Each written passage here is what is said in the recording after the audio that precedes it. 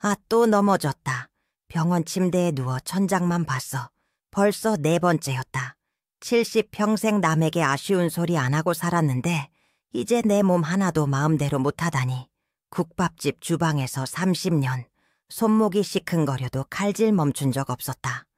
오직 이 작은 아파트 한 채, 자식들한테 짐 안 되려고 허리 한번 제대로 못 펴고 일했지.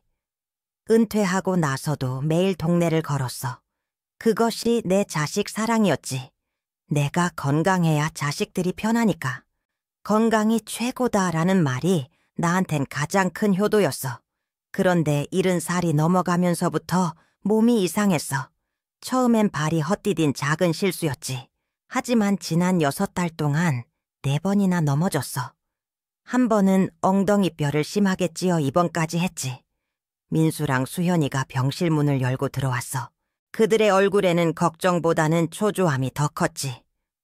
엄마, 그러니까 제가 요양원에 가시라고 했잖아요. 우리가 돌봐드리는 게 한계가 있어요. 민수는 늘 입으로만 엄마 걱정을 했어. 집이 낡아서 위험하다느니, 당신이 혼자 계셔서 불안하다느니. 하지만 나는 알았어. 그들의 눈빛이 낯설었거든.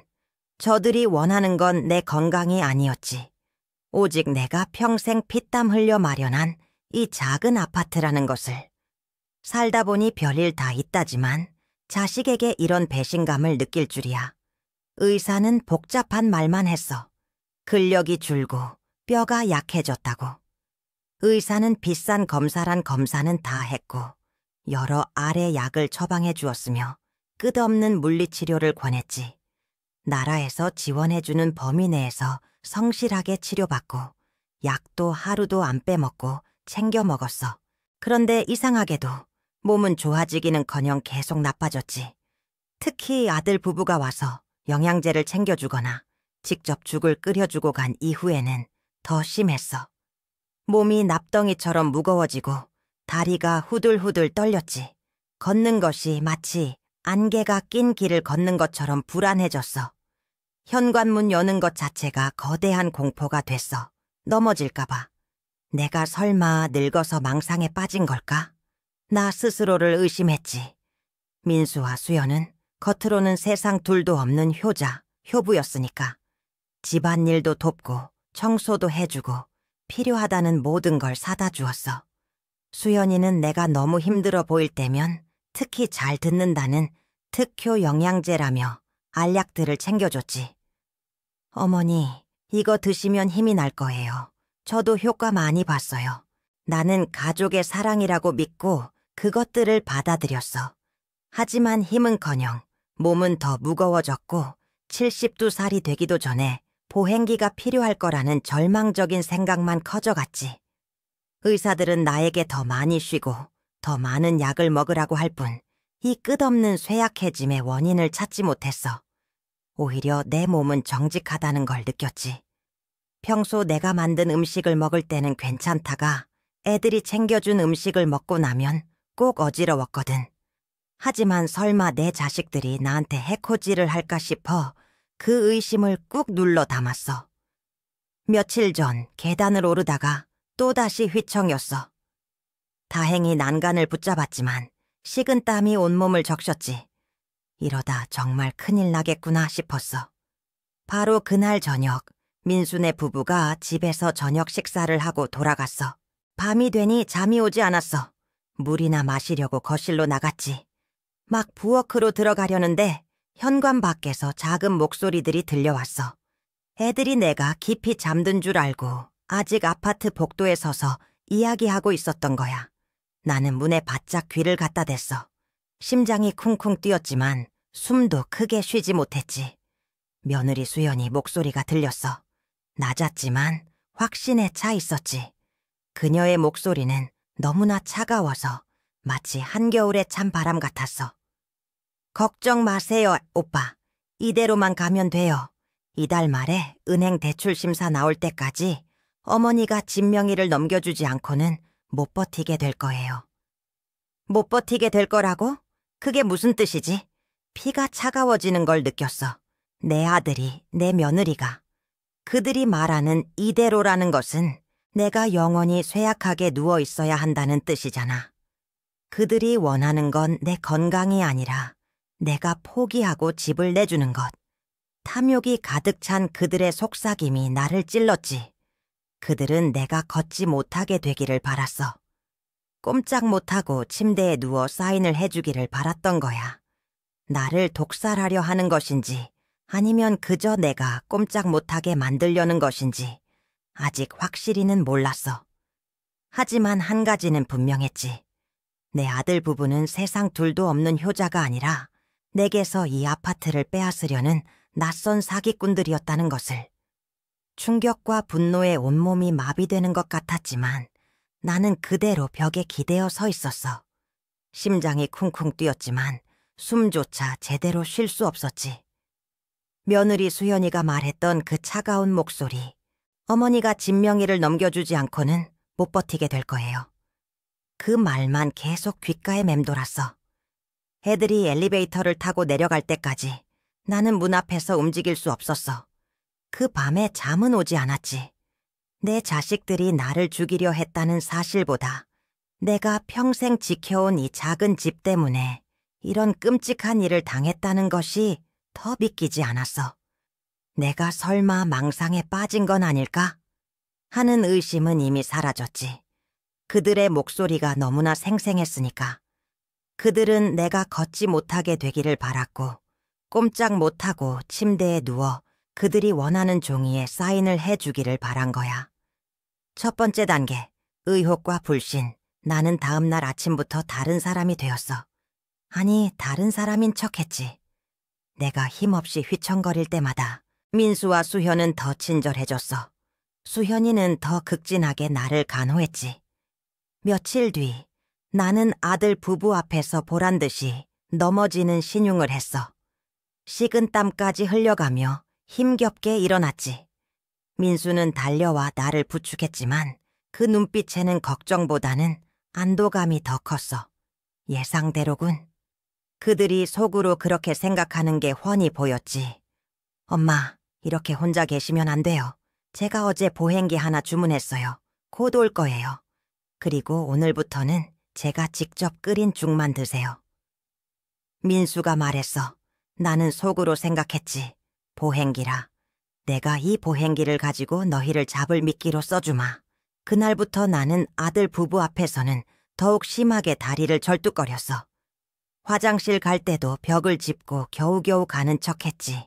나는 이불 속에 누워서 지난 6달을 다시 곱씹었어. 4번의 낙상 사고. 그 4번 모두 민수와 수현이 다녀간 직후였어. 특히 그들이 챙겨준 기력 보강제 같은 걸 먹은 날은 어김없이 온몸에 납덩이가 들어있는 것처럼 무거웠지. 가장 이상했던 건 수연이가 늘 챙겨준다는 특효 영양제 알약이었어. 그걸 먹으면 순간적으로 심장이 두근거리고 잠이 달아났어. 며느리는 이게 기력이 올라서 그런 거라고 했지만 기력이 올라서 걷지 못하게 된다는 게 말이 되나? 오히려 몸은 더 고단하고 피곤했지. 며느리 수현은 은행 대출 심사 날짜가 다가오자 더 노골적으로 초조해했어. 어머니, 다음 주 수요일에 제가 법무사와 같이 올게요. 거동이 힘드시니 대리인 서류라도 미리 준비해야죠. 안 그러면 이 아파트 1억 8천만 원 대출이 무산돼요. 수현은 내 집을 담보로 자신들이 돈을 빌리려 한다는 걸 숨기지도 않았지. 아니, 숨길 필요가 없다고 생각했겠지. 내가 곧 무너질 테니까.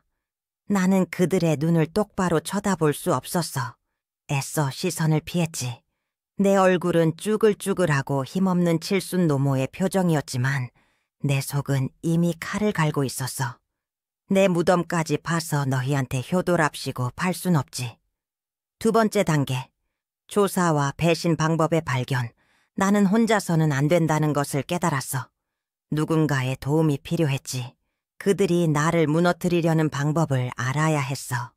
마침 그날은 동네 보건소에서 주기적으로 파견되는 노인 건강 모니터링 봉사자 박 여사님이 방문하는 날이었어. 박 여사는 우리 동네에서 나보다 나이는 6살 어리지만 보건소 교육을 열심히 받아 똑 부러진 사람으로 유명했지. 민수와 수현은 박 여사를 동네 아줌마 정도로 여기며 항상 무시했지만 나에게는 이 사람이 유일한 동아줄이었어. 민수와 수현이 잠깐 장을 보러 나간 사이 나는 재빨리 박 여사를 안방으로 불렀어. 박 여사, 내가 요즘 너무 이상해. 내가 치매에 걸린 건 아닌가 싶을 정도야. 몸은 계속 안 좋아지는데 의사는 약만 잔뜩 주지 원인은 모르겠대. 특히 애들이 챙겨준 걸 먹으면 더 그래. 나는 조심스럽게 지난 6달 동안의 증상을 털어놓았어.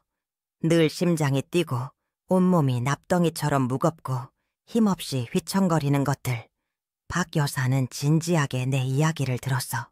그리고 평소 내가 복용하는 고혈압 약봉지와 수현이가 기력 회복에 최고라며 따로 챙겨준다는 영양제 박스들을 대조했지.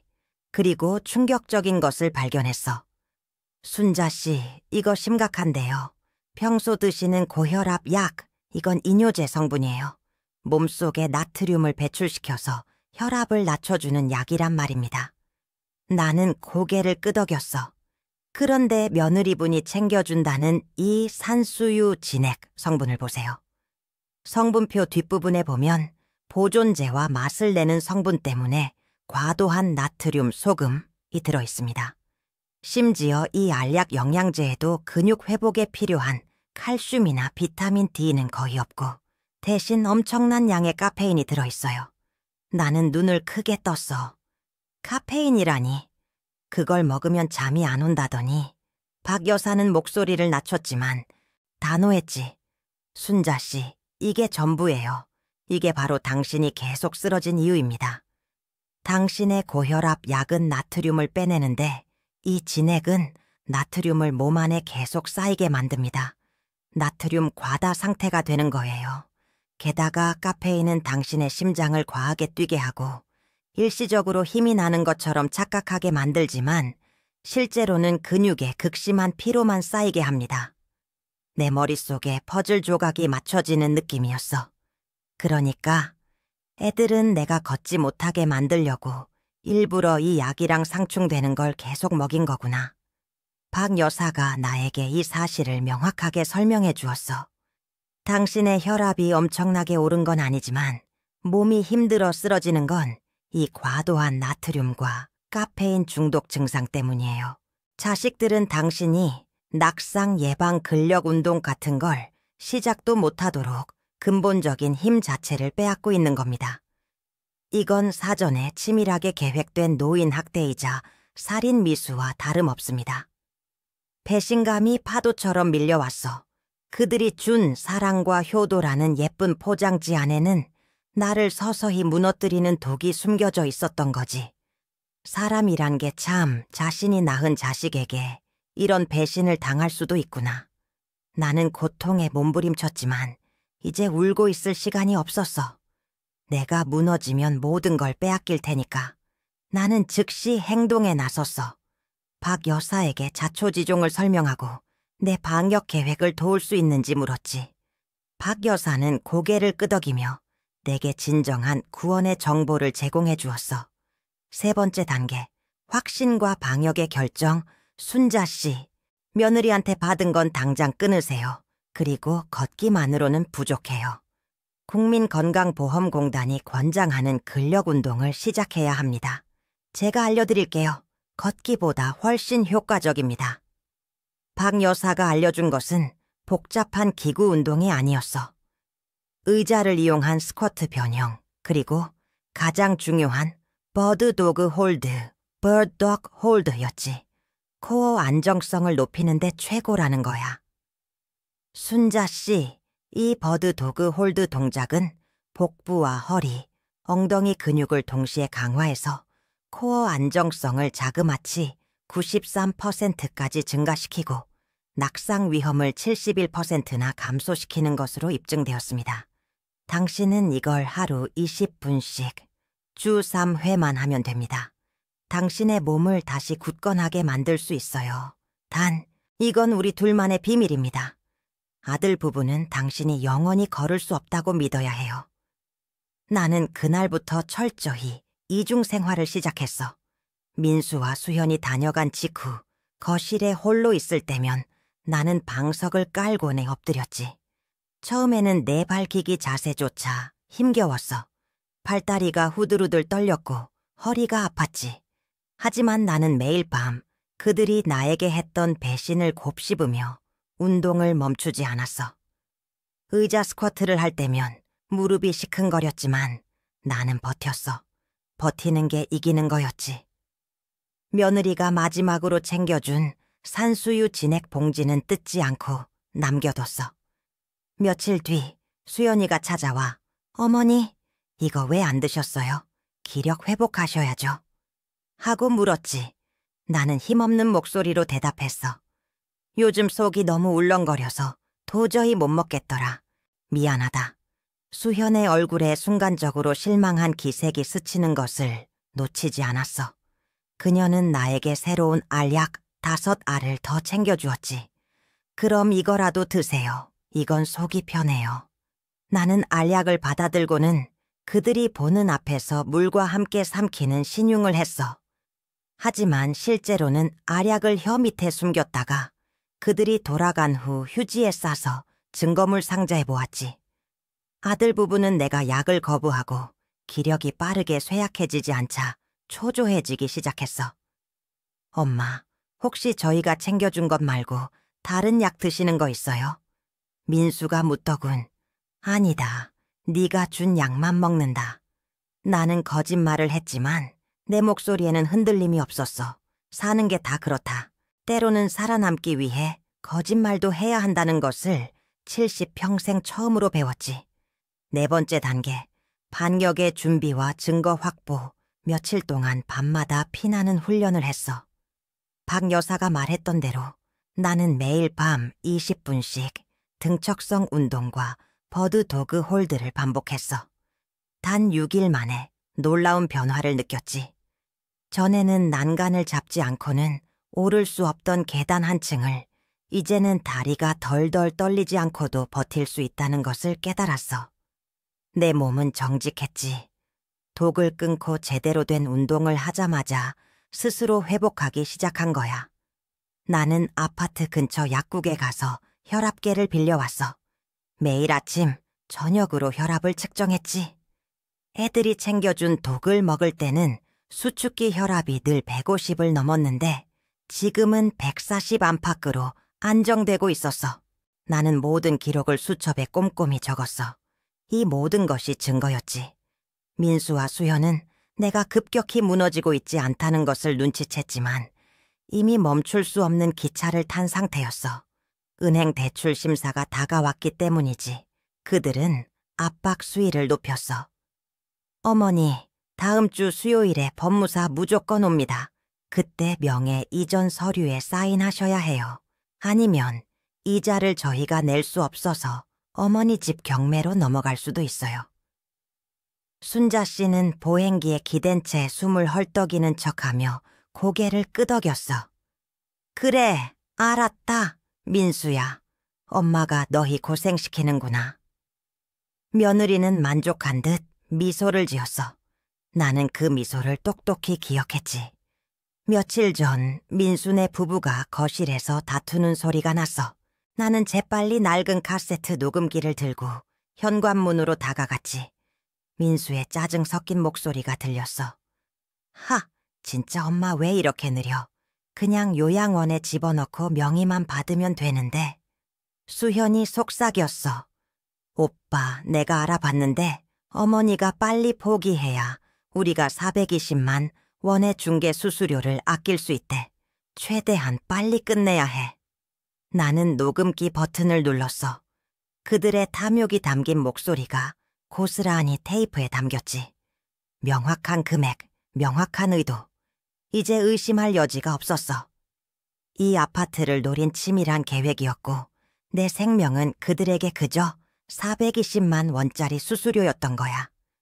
D48시간 은행 대출과 명예 이전 서류를 마무리하기 위해 민수와 수현 그리고 법무사가 집에 방문하기로 한 날이 이틀 앞으로 다가왔어. 나는 모든 증거를 모았어. 며느리가 준 독약 포장지와 알약, 혈압 측정 기록지, 그리고 아들 부부의 육성 녹음 파일. 나는 이 모든 것을 평생 국밥집에서 돈을 보관하던 낡은 철제 금고에 넣어두고 열쇠를 꼭 쥐었어. 아들 민수가 전화로 마지막 확인을 해왔어. 엄마 모레입니다. 그냥 저희가 잘 돌봐드릴 테니 사인만 하세요. 나는 조용히 대답했어. 그래, 알았다. 너희가 원하는 대로 해줄게. 전화를 끊은 후 나는 거실 한복판으로 걸어갔어. 그리고 내 몸에 가장 익숙했던 보행기를 멀리 치웠어. 혼자 힘으로 조심스럽게 방석 위에 무릎을 꿇었지. 그리고는 박 여사가 가르쳐준 대로 천천히 오른팔을 앞으로, 왼 다리를 뒤로 뻗어 완벽한 버드 도그 홀드 자세를 취했어. 내 몸은 흔들리지 않았어. 코어 근육은 단단했고 척추는 곧게 펴졌지. 이 모든 것이 그들이 잠든 밤에 이뤄낸 기적이었어. 내일 모레 민수와 수현은 내가 무기력하게 침대에 누워 사인을 할 것이라고 예상할 거야. 하지만 나는 침대에 눕지 않을 거야.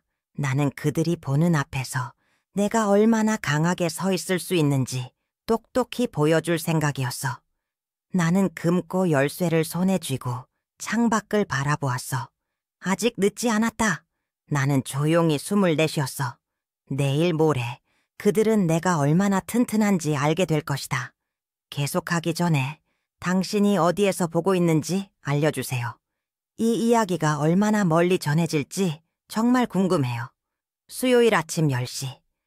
이틀 전 민수가 전화로 마지막 확인을 했던 그들의 계획이 완성되는 날이 밝았다. 민수와 수현은 보란듯이 낡은 우리 아파트 현관문을 열고 들어섰다. 그들 뒤에는 명예 이전 서류를 든 법무사가 서 있었다. 그들의 눈빛에는 승리의 확신과 약간의 초조함이 섞여 있었다. 그들은 내가 쇠약하게 침대에 누워 사인을 기다리고 있을 것이라 확신했을 것이다. 하지만 거실은 그들의 예상과 달랐다. 보행기는 이미 창고 구석에 치워져 있었고 나는 거실 바닥에 놓인 방석 위에 등을 곧게 펴고 앉아 있었다. 그들의 시선이 나를 향했을 때 나는 그들을 향해 빙긋이 웃어주었다. 그 웃음은 아마 내가 평생 지었던 웃음 중 가장 서늘한 종류였을 것이다. 민수가 초조하게 입을 열었다. 어머니, 이제 곧 서류를 봐야 합니다. 왜 누워 계시지 않고. 바로 그때 현관문이 다시 열렸다. 민수와 수현은 물론 법무사까지 깜짝 놀라 뒤를 돌아보았다. 박 여사님이 앞장서 들어오셨고 그 뒤를 따라 나를 도와줄 변호사 한 분과 사복 차림의 형사 2분이 조용히 들어섰다. 민수와 수현의 얼굴에서 핏기가 사라지는 것을 똑똑히 보았다. 특히 수현은 마치 얼음처럼 굳어버렸지. 이게 지금 무슨 일이에요, 엄마? 민수의 목소리가 떨려 나왔다. 나는 그들을 돌아보지 않았다. 대신 그들이 지켜보는 가운데 나는 방석 위에서 천천히 그리고 완벽한 균형으로 네 발 기기 자세를 취했다. 그리고는 오른팔을 앞으로 왼 다리를 뒤로 뻗어 올렸다. 단 6일의 비밀 훈련이 만들어낸 기적이었다. 코어 근육은 단단하게 몸을 지탱했고 나는 공중에서 완벽한 버드 도그 홀드 동작을 흔들림 없이 완성했다. 이 동작이야말로 그들이 나에게서 앗아가려 했던 낙상 위험을 71%나 감소시키는 내 몸의 강한 중심이었다. 민수는 말을 잃었고 수현은 고개를 절레절레 저으며 믿을 수 없다는 듯 자신의 눈을 비볐다. 그들의 계획이 무너지는 소리가 내 귓가에 들리는 것 같았다. 나는 자세를 풀고 일어나 법무사가 들고 있던 명예 이전 서류들을 내려다보았다. 나는 그 서류 대신 평생 국밥집에서 돈을 보관하던 낡은 철제 금고에서 꺼낸 상자를 열어젖혔다. 상자 안에는 증거물들이 가득했지. 첫 번째 증거입니다. 나는 며느리가 기력 회복제라며 극진하게 챙겨주었던 산수유 진액 포장지들을 책상 위에 쏟아냈다. 이 포장지와 알약들은 내 이뇨제와 상충되는 과도한 나트륨과 카페인이 들어있었습니다. 의사는 이 성분이 합쳐지면 근력이 급격히 약화되고 낙상 위험이 극도로 높아진다는 것을 확인해 주었습니다. 너희는 내가 낙상 예방 근력 운동은커녕 스스로 일어설 힘조차 없애려고 했지. 하지만 보세요. 나는 이 버드 도그 홀드로 코어 안정성 93%를 되찾았습니다. 너희가 그토록 막으려 했던 것을 말이야. 민수는 어머니가 걷지도 못하는 줄 알았던 노인이 완벽한 자세를 취하고 화학 성분을 논하는 모습에 혼란에 빠져 보였다. 수현이 재빨리 끼어들었다. 어머니, 이건 오해예요. 건강보조제는 그냥 좀 성분이 과했던 것뿐입니다. 저희는 오직 어머니의 건강을 위해서. 나는 수현의 말을 잘랐다. 거짓말은 더 이상 듣고 싶지 않았다. 두 번째 증거입니다. 나는 낡은 카세트 녹음기를 꺼내 법무사 옆에 놓았다. 녹음기 버튼을 누르자 민수와 수현의 목소리가 거실에 울려 퍼졌다. 오빠, 내가 알아봤는데 어머니가 빨리 포기해야 우리가 420만 원의 중개 수수료를 아낄 수 있대. 최대한 빨리 끝내야 해. 탐욕과 배신의 구체적인 금액이 공개되자 현장의 모든 사람들은 숨을 죽였다. 민수는 입을 틀어막았고 수현은 온몸이 돌처럼 굳어버렸다. 바로 그때 박 여사님과 함께 온 형사 한 분이 앞으로 나섰다.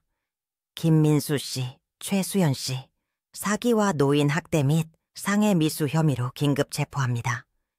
민수는 공포에 질린 채 경악하며 절규했다. 그는 수갑을 피하려고 몸부림치며 내게 달려들어 무릎을 꿇고 애원했다. 어머니, 제가 잘못했습니다. 제가 일시적으로 미쳤었나 봅니다. 어머니 피부티는 저 하나밖에 없지 않습니까? 저를 감옥에 보내면 누가 어머니를 돌봐요. 제발, 어머니, 우리 가족을 파멸로 이끌 겁니까? 민수는 눈물과 콧물을 흘리며 내 다리를 붙잡았다. 그는 가족의 연을 끊지 말아달라고 마지막 남은 끈을 잡으려 필사적이었다. 나는 그가 잡은 다리를 힘껏 하지만 조용히 빼냈다. 내 목소리는 너무나 고요해서 마치 먼 옛날의 자장가 같았지만 그 말 속에는 영원히 끊어진 인연의 무게가 담겨 있었다. 나는 민수의 눈을 똑바로 쳐다보았다. 민수야, 나는 네가 나를 낳아 길렀던 과거를 사랑했다. 하지만 네가 나에게 효도라는 이름으로 독을 먹인 순간 너는 내 피부티가 아니었다. 너는 나에게서 1억 8천만 원의 대출과 420만 원의 수수료를 얻어내기 위해 내가 평생 지키니 작은 집을 빼앗으려던 그저 낯선 사기꾼일 뿐이다. 형사는 더 이상 주저하지 않았다. 민수에게 수갑이 채워졌다. 그는 마지막까지 울부짖었지만 그의 비명은 아무도 듣지 않는 텅 빈 엘리베이터 통로로 빨려 들어갔다. 수현 역시 저항했지만 이내 체념하고 경찰에 의해 호송되었다. 그들이 그토록 탐냈던 아파트를 떠나는 길은 차가운 쇠고랑을 찬 호송 차량이었다. 법무사는 명예 이전 서류에 붉은색 잉크로 취소됨을 찍고는 황급히 자리를 떴다. 김민수는 사기와 노인 학대, 상해 미수 혐의가 모두 인정되어 재판 끝에 징역 5년을 선고받았다. 그는 아들로서의 모든 권리를 잃었고 내게 8천만 원의 위자료를 지불해야 했다. 며느리 수현 역시 공범으로 징역형을 선고받았으며 시댁과 친정 모두 그들을 외면했다. 그들이 원했던 아파트와 자유, 사회적 지위는 모래성처럼 무너져 내렸지. 그들은 지금 경기도의 각기 다른 교도소에서 형을 복역 중이며 그들의 면회실은 항상 텅 비어 있다고 한다. 나는 1억 8천만 원의 대출 압박에서 완전히 벗어났고 내 평생의 보금자리를 지켰다. 내 인생의 가장 큰 위기가 지나가자 나는 그들이 그토록 잃게 만들려고 했던 건강을 되찾는 데 집중했다. 박 여사님의 도움이 가장 컸지. 나는 매일 꾸준히 버드 도그 홀드를 수행하며 코어를 강화했고 몸의 붓기가 완전히 빠졌다. 독을 끊고 제대로 된 운동을 하자 내 몸은 거짓말처럼 빠르게 회복되었다. 이 년이 지난 지금 73살이 된 나는 아침 5시에 일어나 매일 아파트 단지를 활기차게 걸어 다닌다. 나의 수축기 혈압은 독을 먹기 전 140 안팎에서 지금은 120을 유지하고 있고 이뇨제 성분의 고혈압 약도 더 이상 복용하지 않는다. 나는 이전에 걷지 못해 보행기에 의존했던 것이 얼마나 큰 거짓이었는지 깨달았다. 나는 민수에게서 받은 위자료 8천만 원의 일부와 내 아파트의 자유를 활용하여 새로운 삶을 시작했다. 아파트 1층에 작은 공간을 마련하여 김순자 건강지킴이 센터를 설립했다. 이 센터는 박 여사님과 함께 운영하며 나처럼 근력 약화로 고통받거나 가족에게 의존해야 하는 노인들을 돕는 곳이다. 나는 노인들에게 나쁜 식습관과 나트륨 과다 섭취가 약물과 상호작용하는 위험성을 교육했다. 핵심 강의는 당연히 버드 도그 홀드 20분의 기적이었다. 나는 이 운동을 통해 낙상 위험을 71% 감소시키고 건강한 노후를 되찾을 수 있음을 수많은 이웃들에게 증명했다. 나는 이웃들에게 단순히 운동만 가르친 것이 아니라 자신을 쇠약하게 만드는 사랑의 탈을 쓴 독을 구별하는 법을 가르쳤다. 처음에는 3명으로 시작했던 센터는 지금은 40명이 넘는 회원들이 매주 모이는 공동체가 되었다. 나는 자주 창가에 앉아 생각한다. 민수와 수현은 420만 원의 중개 수수료를 아끼려 했고 1억 8천만 원의 대출을 내게 떠넘기려 했으며 궁극적으로는 이 아파트를 차지하려 했습니다. 그들은 내가 걷지 못하고 침대에 누워 죽기만을 바랐지. 하지만 그들이 나에게 준 독은 나를 죽이지 못했다. 오히려 그들은 내가 얼마나 강하게 서 있을 수 있는지 가르쳐 주었을 뿐이다. 나는 이제 그들의 탐욕이 아닌 내 스스로의 힘으로 이 집을 굳건히 지키고 있다. 센터를 마치고 창밖을 바라보면 해가 길게 그림자를 들이운다. 박 여사님과 나는 그늘막 아래 앉아 오늘 가르쳐준 코어 운동을 복습하며 웃는다. 나는 이제 더 이상 굽었던 어깨를 펴고 등산 모임의 선두에서 활기차게 걸을 수 있는 73살의 건강운동가다. 내 아파트는 더 이상 탐욕의 대상이 아니다. 그곳은 생명력과 희망을 나누는 지역 공동체의 중심이 되었다. 민수는 내가 빨리 포기하고 명의를 넘겨주기를 바랐다. 그들이 내게 준 것은 독이었다. 하지만 그들은 나를 무너뜨리는 대신 내가 내 삶을 회복하고 다른 사람들을 도울 수 있는 길을 열어주었다. 나는 그들에게 감사할 이유는 전혀 없지만 그들의 배신이 나를 다시 태어나게 했다는 아이러니는 인정할 수밖에 없다. 나를 죽이려 했던 그들의 계획은 내게 진정한 힘을 가르쳐 주었다. 내가 배운 가장 큰 교훈은 이것이다. 가장 조용하고도 완벽한 복수는 그들이 내게서 앗아가려 했던 건강을 스스로 되찾는 것이다. 그들이 원했던 나의 무덤 대신 나는 버드 도그 홀드 자세로 단단하게 땅을 딛고 내 새 삶의 햇볕을 만끽한다.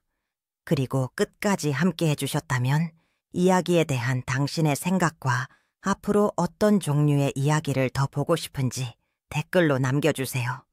여기 와 주셔서 정말 감사합니다. 다음 감동적인 이야기에서 또 만나요.